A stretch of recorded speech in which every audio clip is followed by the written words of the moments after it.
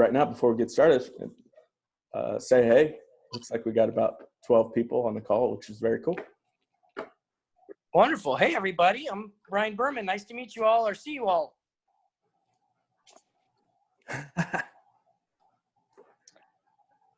Uh-oh. I'm Antoinette Bierman, not Berman, but Bierman. Hi. And a cold, so social distancing is a must. Yes. And I love your office, doing nothing. feel it a privilege to be able to go to the office. Let me tell you. Well, we're social distancing only with family, and it's kind of nice. We've got Carla and Luce at the house, so they made homemade guacamole last night. That was good. Want to say hi? Say hi. Hi. There's Beckley. Say hi to Brian. Hi, Brian. Hi, sweetie. Good to see you. That. All right, go play. Casey. Hey, I'm Casey Stubbings, formerly Weber. Yeah. Well, you guys were popping on. Haven't seen you guys in a long time, so I wanted to say hey. You can come Hi, say say friend. How have you guys been? Good? Yeah. Yeah, we're doing really well. Good. Hi guys, I'm Josie. Good morning. Hey, Jules. Hey, how you doing? Good. Thanks for dialing in. Yeah, of course. Glad to be here. Good to see you. Nice. Josie. Anybody else? Hey, Stacy. Hi, Judy. Am I going to need to put the mask on, Dan, for this call? Or? I've got antivirus software on my computer, so I'm good. Oh, good. Good. All right. Yeah. So, hey, we're going to get started. Glad everyone's here and can join us. So the vision for today really was given birth a long time ago in Brian and I's friendship. So we want to start it off just by introducing Brian and telling you a little bit about our friendship. Brian and I have been friends, almost 20 years. It's a long time. So we met in California at a church that I was at down there called Discovery Church. Brian was one of my leaders for the student ministry. And yeah, he was one of the very first guys that I met when I went down. So Kristen was teaching as a school teacher when we lived in California. And I started the job before she was out of school. And so I had to come down to Simi Valley and work during the week. And then we would go back and forth. So you remember those early days? I remember 20 years, man. I was 3 years old when we met. I know that's what people are thinking. That's because you live in the Dominican and have all that sun, you got the dark skin, suntan, vitamin D. You're living a simple life. Well, I wish it were. I guess mostly it is, but I'm sure we'll chat. But I mean, I've been in the house more than I would prefer to be at this point. But we're doing it. I remember those times, though. Those were good times. Yeah. So at some point after Brian, he had gone to the Dominican, and then you came back. That first time, my friend had returned home, and it was like, oh, this is awesome. So we had started a family, and Carolina or Nebraska, whichever personality you know,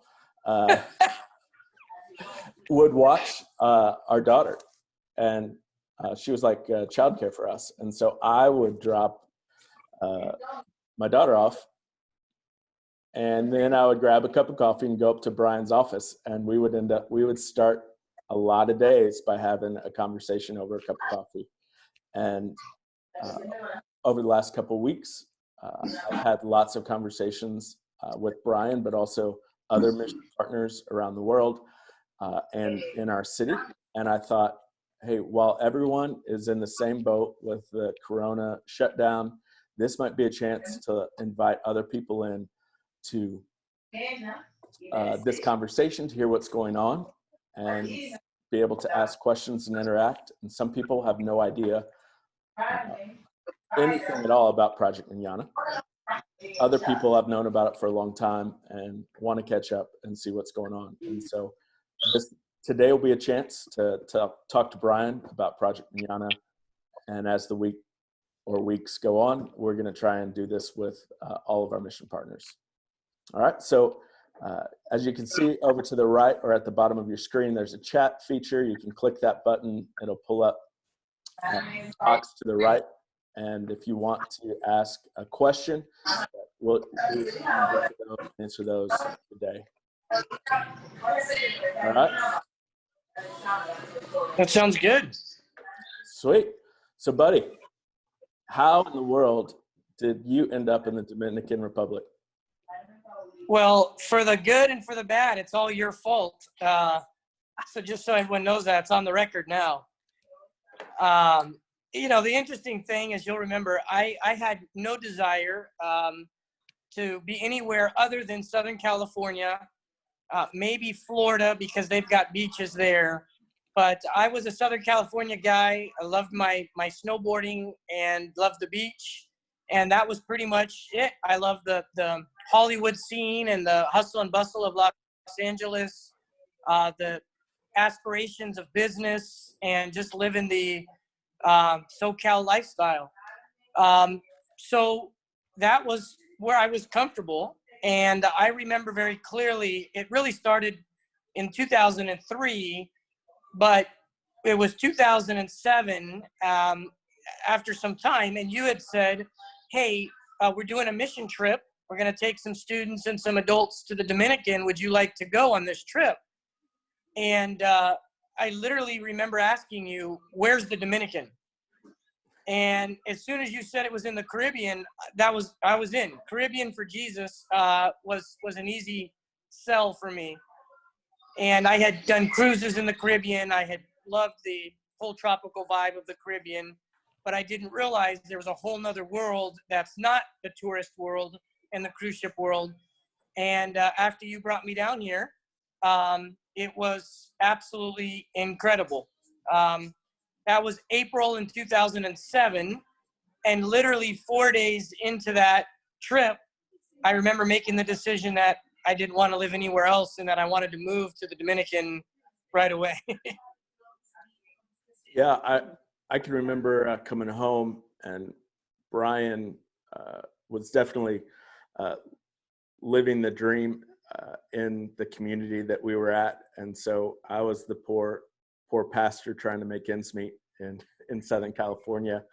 And so we would have lunch on a fairly regular basis. He was one of my best buds, but he would always choose like the fancy sushi restaurant or Thai restaurant that was over in Thousand Oaks by where he used to work, and was destroying my budget. But I can remember having some conversations there when we got back, trying to talk you out of this decision, because you had gone on your very first mission trip and had a similar experience to probably a lot of people that have gone on a mission trip and thought, man, this was the best thing ever.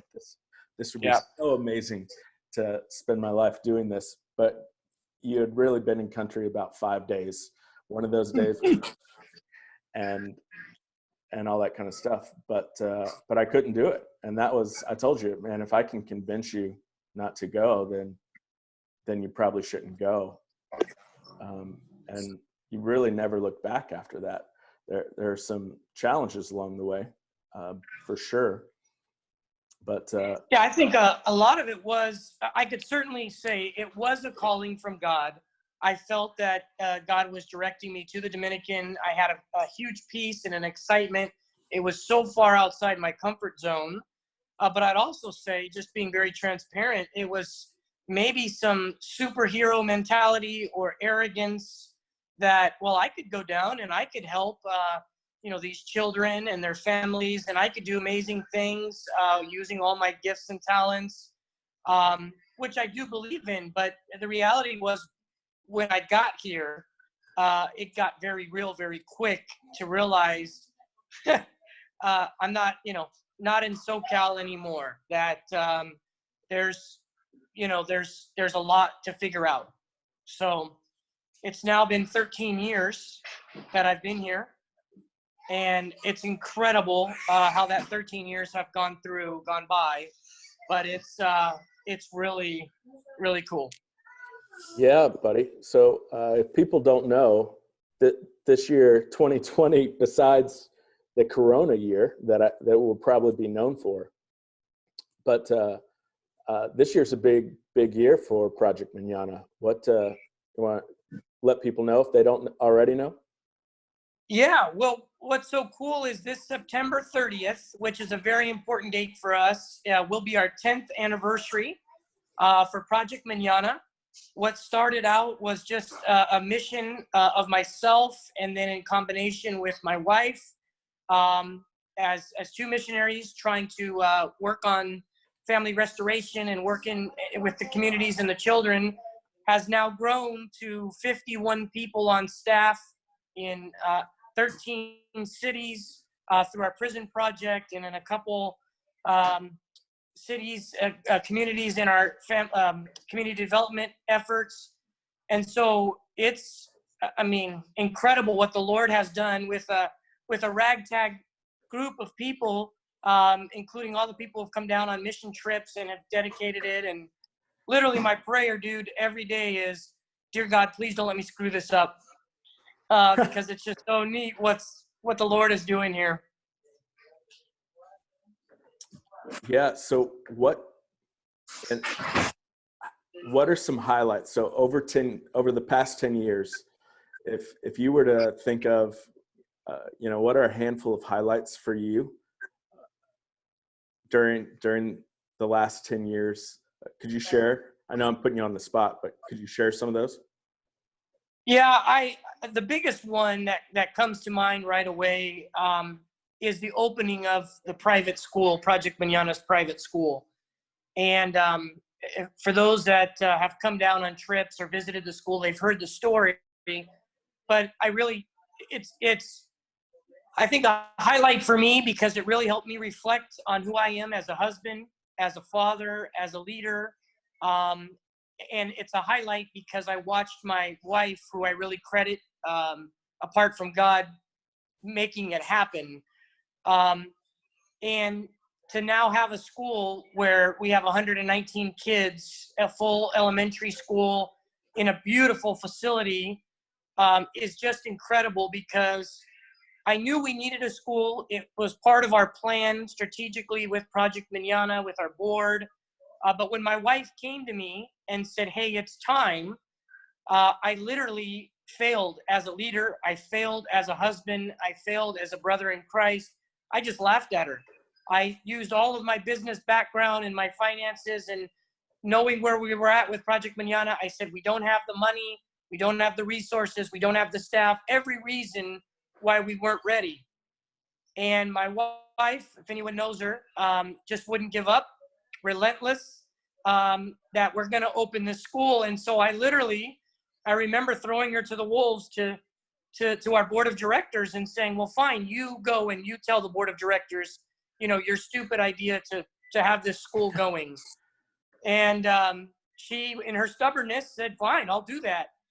And so I remember that board meeting very clearly. It was November 2013. And I put on the agenda item number 6. It just said 2 words: school, Nebraska.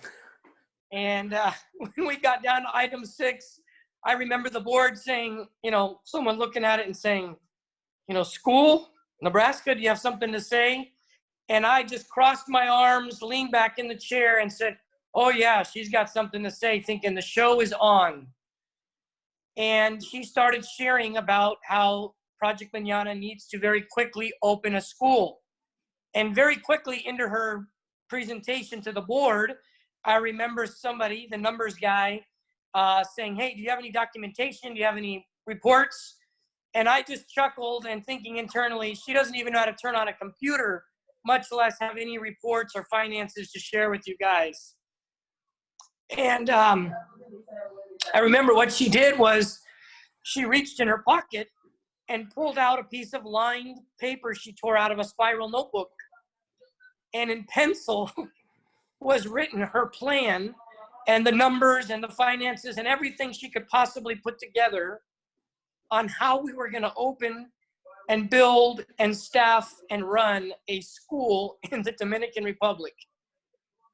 And as she read the plan, as they all should have, every single board member unanimously said it's the best plan we've heard. They probably heard her heart more than the piece of paper. And so for me, as a highlight to watch, not only this woman who's now my wife, who I obviously love dearly, but a woman who has an incredible past, to present to a group of very qualified board members her plan to build a school. And, you know, they agreed to do that. And we said, we're going to build a school. So, you know, to not make the story much longer, I apologize to our board for my lack of leadership, for my awful interaction with my wife as a husband, as a leader, just my arrogance, my ego, everything. I apologize, of course, to my wife, more importantly. And I wish I could say, Dan, that it ended there, but you know the rest of the story. When we got back to the Dominican, Yeah, she's been running. Okay. Dude, you gave her an inch, and she's been running things ever since. Yeah, literally. Hey, so And- before you go much further, I want to share this. I don't know when the last time you saw that. Can everybody else see that? Oh man, yeah. Dude, so the students at Centerpoint, for those of you that don't know, we did, I think it was raise money, did a thing called I Heart Day while we were students. I don't know, some of you over there, Casey and Josie might remember this, but I Heart Day, but we raised money. I think we raised $4,500 for the purchase of that house. And for a long time, that is where the school and stuff happened in Villa Gonzalez. I didn't know you were going to share that photo. That keep that on the screen, because that was what I was just going to share. Is when we got back after that board meeting, my wife, with her now backing of the board and feeling pretty confident, a couple weeks later called me and said, hey, you need to come out to the community. I want to show you something. And she walks me down that dirt road and stood in front of that building. And she said, with a huge smile on her face, this is where we're going to build our school. And you would have thought that I'd learned my lesson. But again, I literally laughed. And I said, you have got to be kidding me. And she said, this is the only thing we can afford. It's in a great location. And this is where we're going to build our school. It was actually a drug stash house that was raided a few weeks prior. They took 2 kilos of cocaine and the guys that were watching it, the drugs, and it was sitting abandoned. And that was what she showed me was our school. That's awesome. Anybody remember that? Casey, do you remember? Yeah, I'm pretty sure that we went down and painted, and I remember painting the classrooms, and when I was there, or gosh, whatever summer I was down there for a while, I remember being in the rooms, sorting the supplies, and it was awesome. And how awesome that Casey's on the call. I didn't know you'd be on here, Casey, and I'm so glad you're here. When we were there, we were trying to figure out how to make copies of worksheets for the students. And they were literally tracing multiple times things for the students because we didn't have a photocopier. And if I could share, Casey just said, well, how do we get a photocopier? And at that time, she had just graduated high school, was going into college, you know, a young, you know, broke college student worrying about her future.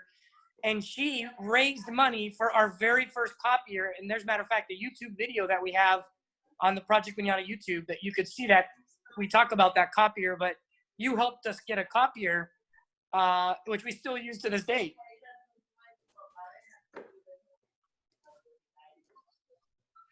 Sorry, I was muted. That's awesome. Good. I'm glad that you guys still use that. That was nothing. So I'm happy I can help. Yeah, so again, here it is. I just found this. So the joys of Facebook. So yeah, it was iHeart Day, one of the first times we had done it. Bob Goff came to church, Carrollton played, and our goal was to raise 10 grand, which we didn't end up raising 10 grand, but we raised enough to buy the house. And so that was a pretty amazing day, especially for me, the youth pastor, who a bunch of high school and junior high kids gave to the vision for what's happening now. And so Brian, so that was then, and that was the beginning. What's going on today? What's campus look like? Yeah, so I don't know if you can find a picture. If I should have had one ready, but today we have 3 large 2-story buildings that are prepared for a 3rd story. We have a full preschool and pre-escolar program. We have a full elementary school, 23 people on staff full-time, from custodians and janitors to teachers and assistants, principals, specials. We have incredible programs going on. Our class sizes, we keep to 15 students. And we have launched a couple things, which I'll share, it's incredible. By the way, this is one of the poorest communities in the entire country. So you have to understand, it's in the middle of plantain and tobacco fields. It's out away from the city in a rural area. There's no infrastructure. Now the electricity is getting better, but it used to be once or twice a week. Water came once or twice a week. So we built battery backup systems. We built cisterns of water. Having flushing toilets at the campus was like, it's the Taj Mahal, because many people didn't have, it's still to this day, flushing toilets in their homes. And we've got them at the school. Right now, all of our students starting in the preschool program, which they start at 2 or 3 years old, they learn Bible and English apart from their normal, the Dominican curriculum. And we, of course, added to the curriculum to make it really good.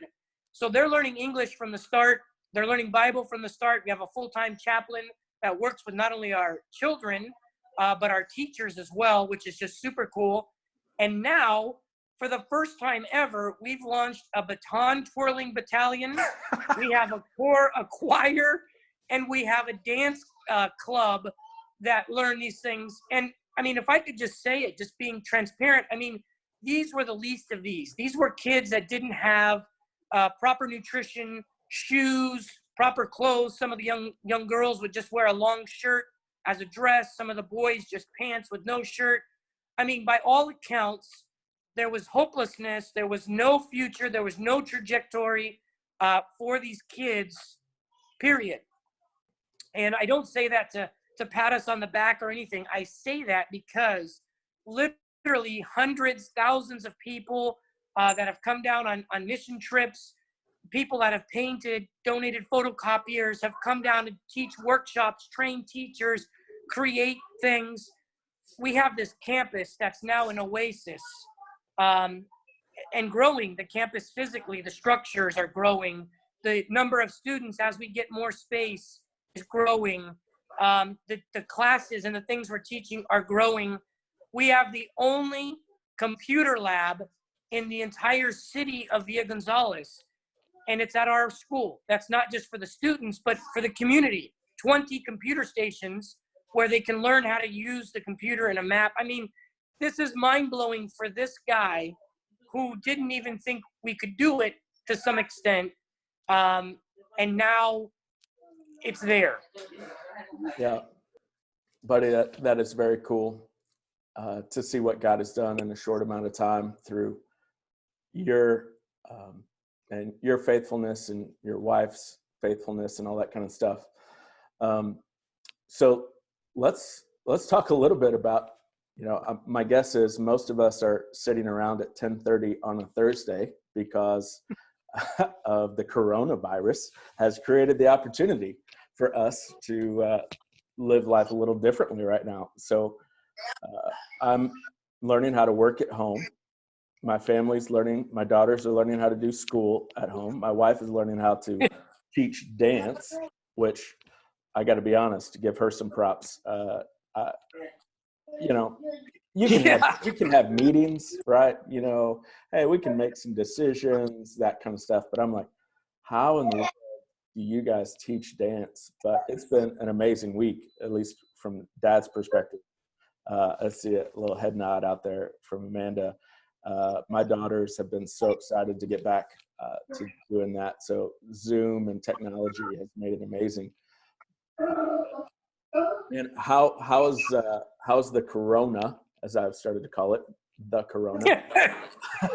how has it affected the Dominican Republic, and then like you guys personally, and then your ministry? I guess 3 separate questions all in one. Yeah, so I'll start in that order then. The Dominican, we relatively to the rest of the world, we're doing pretty well. We have about, as of today, just under 800 cases in the country. We have 20 some odd that have recovered. And so it's hit us mostly in the larger areas, mostly in the areas where people have traveled. So the upper class, people that have come in and out, some of the tourist areas where people have come in to the beach and whatnot. So it's here. We're dealing with it. The good news is the Dominican government took a harder line than the United States. They put in the quarantine on March 19th, literally telling people you can't leave your homes. Sadly, not a lot of people listen to it and continue to move, and that's partially cultural because people didn't think that they would catch it, and partially because people here live day to day. So you have to work on the day just to get your food, and then you have to go and buy your food for the day. Many people don't have refrigerators or the ability to stockpile, so they had to continue to move. As time has gone on and we've seen that the curve, hasn't slowed as fast as we'd hoped, people have, the government has become stronger. And now they've really forced us to stay into our homes until April 3rd is the time right now, but the rumor on the street is it may be extended now that President Trump has extended in the United States. So we're waiting to hear that decree from our president here. So I would say that for those people that can stockpile food, for our family, for our staff, all 51 of them, Americans and Dominicans, we are all taken care of. We are all, we've got food, we've got water, we've got medicines. So by the grace of God, we're good for the foreseeable future. But I would say that there is a concern, especially for the children and their families that we serve, communities that we work in. They don't have that ability. We have done a couple times in limited fashion food distributions to them. The challenge is to keep our staff safe and to abide by the mandate. They've now sent out the military and National Guard. And if you're leaving your home, you could get in trouble. Hopefully they would understand that we're trying to bring aid to people who need it, and they would more or less leave us alone, but it is a risk and it is in violation of the presidential decree. So that makes it a little bit challenging for us. We're monitoring it literally day by day on how do we get food to these people? How do we get clean water? They all have filters that we've distributed to them. So luckily they're able to have more access to water than food. So that's the situation. With our staff in Project Mañana, I just want to say, publicly to anybody who ever sees this, thank you so much. One of our cultural values from the beginning was to steward resources with excellence. We take that very seriously. We are just servants working on behalf of anybody who donates financially or with their time, with any resources or donations that we receive. And over the last 10 years, we have put a program in place where we've saved resources in our emergency relief fund at Project Mañana. And I'm happy to announce that we literally have about 6 months worth of resources to continue to run the ministry full board. To extend that, of course, we've locked down on spending, cut back some of the fat, as you will, and we are trying to manage those resources as best we can for the longevity. It is a finite amount. It's good right now, but we are already planning with the Payroll Protection Act and the CARE Act on how we can make sure that we have extra resources into Project Mañana. People who are so generously still donating. But I will say, not out of fear, I'm in a good place of peace, but it's a ticking time bomb. How long and how much are people going to be able to sustain this incredible work?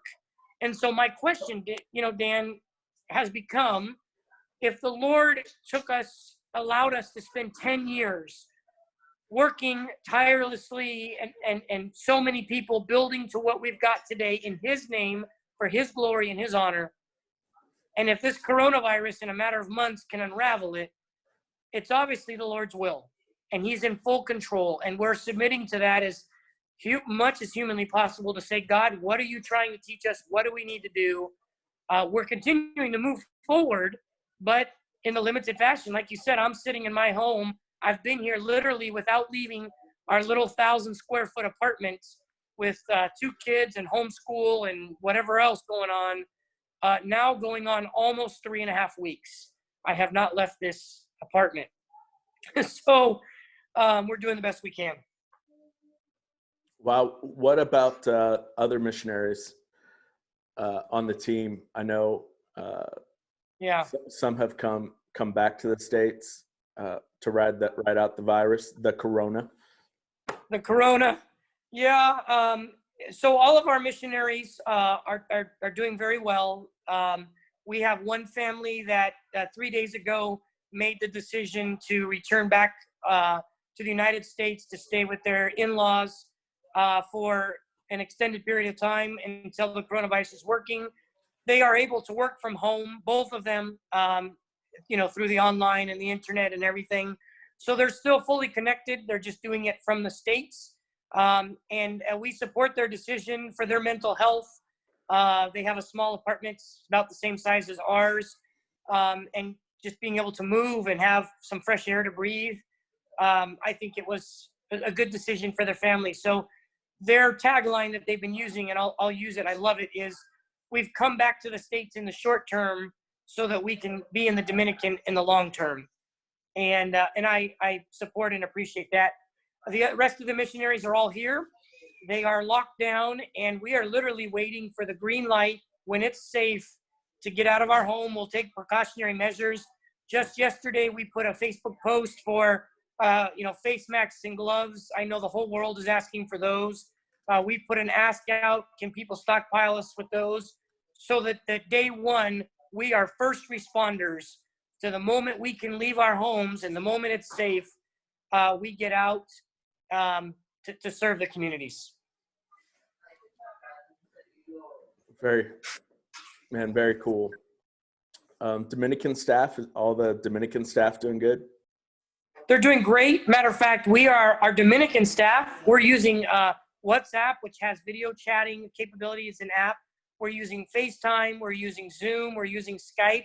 And our Dominican staff are working, they're doing distance learning with our kids from our community center in Cienfuegos. They're doing SOAR Ministries, which is a recovery program for women that have been sexually abused before the age of 18.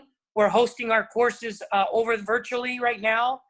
We are hosting our women's group, our teenagers group, our flower girls virtually right now. Matt Vryhoff, one of our missionaries, and Chris Dove, our missionary, are hosting our young men's group called the Peloton, which means the platoon. So they're actually doing distance learning. Our teachers, through WhatsApp, have been sending assignments home to the best of their ability to our families in the community for literally their education, for their schooling. We've really been trying to keep in contact. Every Wednesday morning at 9 a.m., we have our devotional We've had that for years, and now we do it online. So it's pretty cool to see quite a few of our staff being able to dial in. We had almost 20 people of the 51 dial in just yesterday. And we do a devotional, we do a corporate prayer, we do check-ins, we do some mental health practices. So it's pretty sweet to, as best as we can, stay connected. Project Mañana is definitely not sitting and just waiting. We're not in our homes on vacation, even though at times I wish we could be. Yeah. I mean, this is very stressful for everybody, but we're moving forward as best we can. Yeah, I'll just be completely transparent. There was, I did have this thought when rumors of shutdowns and closing countries began to start happening, was how do I get to the Dominican Republic if I'm not going to be able to do stuff for a month? Do I want to be in Monroe or do I want to be on a tropical island? But it is not a vacation for sure. You know, when we've talked, I've been very thankful that I am in my house that is probably about 3 times the size of yours and has a backyard, and we have a neighborhood to walk and ride bikes in. Even though we're not hanging out with friends, we've got space to get away. You know, you're kind of locked into a community, into a very small space. Well, and for security, we have bars on our windows here. That's just a normal thing in the Dominican Republic. And so it's literally kind of feels a little bit like a jail. So maybe, you know, I tell people, I think the coronavirus is my fault because I've been praying for God to teach me better patience with my wife and children. And he locked me into this jail cell here with them. So I'm loving it. I mean, we're doing the best we can. I got to be straight. I mean, there are days that are better than others. And there are, I've had my ups and downs, and I've had my successes as a husband and father.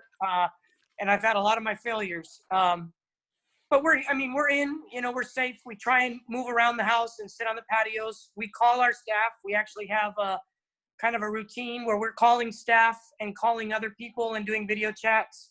So we're trying to stay in touch with them and just be great encouragers as well. I started this morning at 7:30 with video chats. This is my 3rd one today. So it's pretty cool. Nice. Hey, Brian, Stacy had a question for you. Stacy, I'm going to unmute you, and then instead of reading it, I'll let you ask. Okay, I hope it works because I'm technologically dumb. But I was just thinking, you know, there's a lot of times where we're sitting here like, what can we do? What good can we do? What kind of needs do you anticipate needing when we can do supplies or special fundings that you see coming as you roll out of this that we maybe here could anticipate and start to build on now? Yeah, thank you. So I would say, let me kind of just give you a list of a few things. The most immediate one, which I had mentioned, was gloves and masks. We do need those supplies. Another thing that we really need, it's an ongoing need, but now it's kind of been compounded because we're going to have to reallocate budget, is school supplies. And so notebooks, pens, pencils, highlighters, erasers, rulers, tape, basic school supplies, markers, crayons, water paints, anything like that.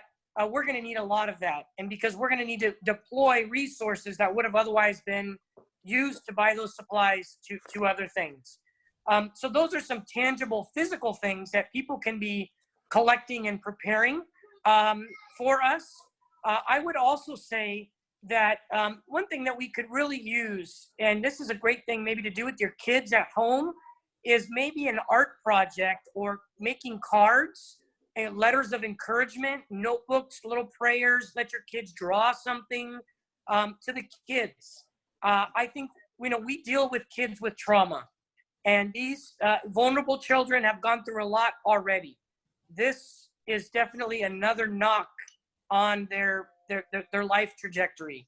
So as we continue to work with them after this, and as we come out of this, and as we talk about this and heal this, to have cards or to have you know, something very simple that shows them that people love them and we're caring and praying for them during this time, that's huge. And we have an address on our website through Agape Flights in Florida where you can send that stuff to, and that'll eventually get down to us. That's helpful. The other thing that we're asking for, which is a little bit less personal, but it's just a huge need, is just general giving.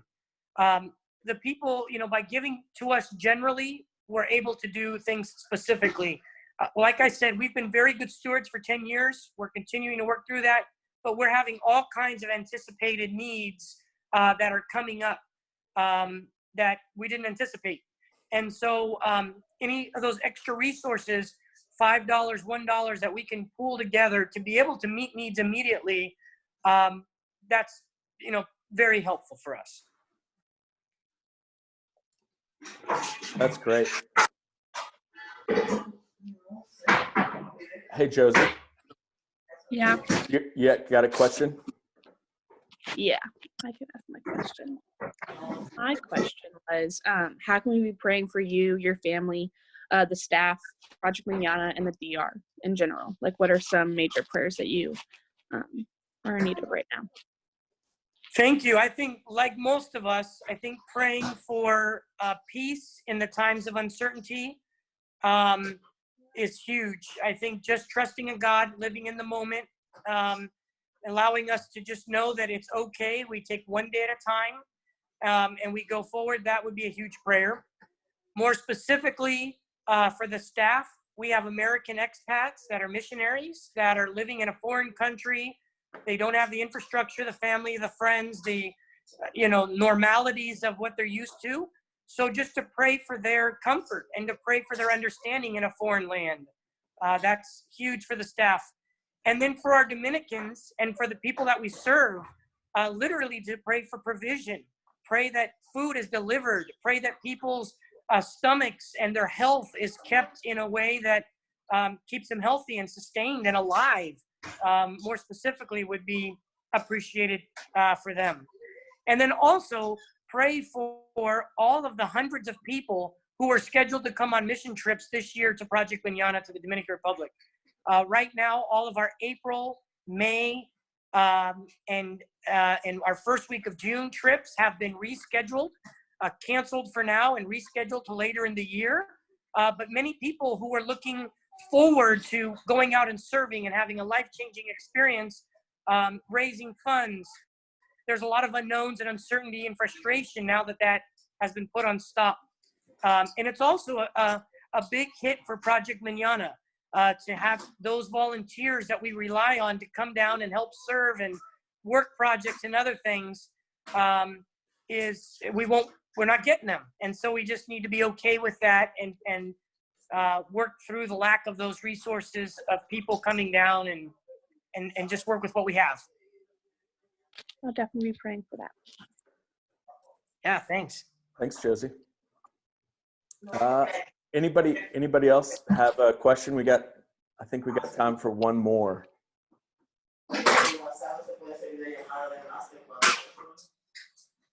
Nobody? Great.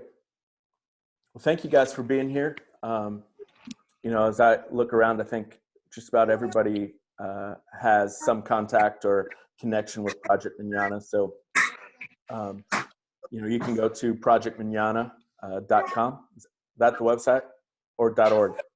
It's projectmañana.org. If you put .com, you'll get there as well. Our Facebook is just Project Mañana. Instagram, all the social media is just Project Mañana. Type it in. There's actually on the website, you'll see ways that you can give and get involved, whether it's through a donation or supplies or prayer or sending in your comments. For those people that sponsor children, we are still working from home. Karen Buxberger, our child sponsorship coordinator, is setting up communications and making sure the best of our ability we can get websites, virtually people communicating with their sponsored kids. We are very much in tune to taking care of them. So please, stay in contact with us. We need that. We need to know that people are behind us, and we know that people are behind us. So, and we're here. We've been praying for everybody else as well around the world. Hey, Brian, I don't know if you mentioned it or not, but what are some ways that we could, those of us that have connections to to you or your staff, what are some ways we could encourage them from far away? Man, I would love to flood our email system, info at projectmañana.org, info@projectmañana.org, with letters of encouragement to the staff. If you know a specific staff member's name, you can write your email to them. If you don't, you can just write it in general. All those emails that come into that box get forwarded out to the appropriate people. And I would love to just shower them with notes from people that are saying, hey, we're with you. We're praying for you. We appreciate you, whatever it is that you want to say. That would be huge. Yeah. info@projectmañana.org. That's awesome. We will, I just encourage everyone, there are lots of different people that have been on different teams or trips. So if you want to share that with the other people that you've been down with or know, that's a great idea. Thank you. Yeah, great question. Thank you so much for that. Yeah, buddy. Well, Centerpoint has definitely been trying to figure this out. We are that first trip in June that has been rescheduled. So we've encouraged everyone. We've got other trips later in the year. Fortunately, we're fortunate in that we take several groups down. So we've encouraged everyone to, hey, if it works in your schedule and you're willing to try it, we've pushed it back to our July trips in hopes that maybe in the next few weeks things change and we will open up the borders and it'll be safe to travel again for everyone. But we'll see. And if you're not able to go this year and you wanted to, I'm encouraging people next year is the year to go, because there will be lots of work that needs to be caught up on in the coming year. And it will be a great way to show our support to all of our mission partners, to flood them and do 2 years worth of work in one summer. And so. Yeah. And the safety and security are our number one priority for all of our mission trip guests, all of our staff, and the children that we serve. And so we are monitoring this thing. I pray that the teams that are scheduled for this summer, we can still have them come down. We definitely need them, but we are not going to host any trips if it's not a safe situation. We want to make sure that those that are traveling through airports and coming down are safe. We want to make sure that the people that are here are safe. And so we're literally monitoring on a day-by-day basis. And as we need to peel off teams and reschedule them, we're doing that because that's the right thing to do. So that's just want you to know that we're making sure we take care of the safety of everybody. Yeah, well, and one of the things that a lot of people don't think about that I've had in my conversations with mission partners all over the world is a lot of places, it isn't our safety, the American safety. For all the horrific stories the media likes to tell about the bad situation the medical community is in right now, it's the nationals. Ghana, my conversation with our friends in Ghana shut its borders to protect its people, not to keep other people connected, because Ghana was like, we don't have this thing here. We don't want outsiders to come in and bring it, because we don't, they don't have the resources to handle this. Even though they're early on, because they've had to deal with things like Ebola and other stuff that we haven't had to deal with. And so we want to make sure that we're protecting our friends in other countries as well, not just our own citizens. It was definitely for us, the Dominican government. I know it's a very hard decision. We rely 6 million U.S. tourists alone come and visit the Dominican every single year. And our industries, exportation and importation, are crucial to the economy and the survival of this country and this island nation. And so if you close the borders, you literally are cutting off the lifeline to everybody. No matter what facet of life you live in, somehow it's connected to international trade for us here in the Dominican. So very difficult. How do you close that down? But the Dominican government has closed the borders. They've made that decision. And we're starting to see the impact of that, worldwide, certainly here. And so just pray, all of us, that the Lord's will be done, and that will hopefully is that this thing is under control very, very fast. Tomorrow would be nice, or today, this afternoon. It would be good. Well, buddy, I love you and I'm proud of you, of all the work that you're doing. And we're praying for you, your family, your staff, and all the community. I know what's hard for a lot of us is, and seeing our friends and our extended family in the DR has become a regular part of our life. And it's going to be really difficult and heartbreaking for a lot of us if we don't get to see you this summer. But we love you and we're proud of you. And thanks for spending an hour with us today. It's been fun to catch up and let other people into what our relationship looks like. Not as often as I'd like, but on a pretty regular basis. So thank you, guys. Thank you, and thank you. Man, it was good having a coffee with you and everybody else. Yes. Well, you chose 10 o'clock in the morning. If you would have chose like 6, 7 o'clock at night, it might have looked a little different. But maybe we'll do it next time. I'm telling you, I haven't had a haircut in over a month, so it takes a while to comb this hair, and so that's why I needed some time this morning. buddy, I'll tell you what,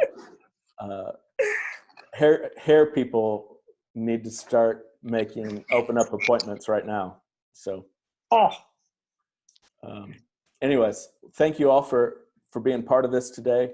Appreciate it. It's our first time trying it. So if you have any thoughts or suggestions or ideas, you want to send an email to me, you can do that at my church email, danielm@cpcc.church.